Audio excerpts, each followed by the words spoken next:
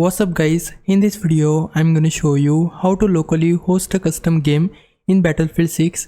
It's pretty easy to do. First of all, go to the main menu and then switch over to the community tab. Under it you have two options, search experiences and browse servers, and you will find all of the pre-made experiences and servers listed here. So you don't need to go to the portal to create your own server. You can just start hosting any of the server from here.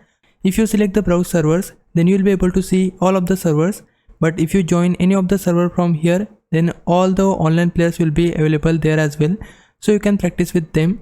But in case you wanna practice yourself on your own, then switch to the experience tab by pressing L1 on PlayStation or LB on Xbox. Once you go to this experiences tab, you will find the search bar. Here you can type for any particular experience you wanna practice in. So let's say I wanna practice flying helicopters, then I can just search here helis like this, and then it will show you all of the heli experiences. You can also sort it by most popular or most like. I prefer this sorting cause it eliminates all of the unstable experiences. And then you can select any of the experience from here, then select host. Now scroll down to the bottom and you will find this option of host locally, and only you will be available in this server so that you can practice without any distractions. Also you can choose the host option and it will start hosting this experience with your selected options.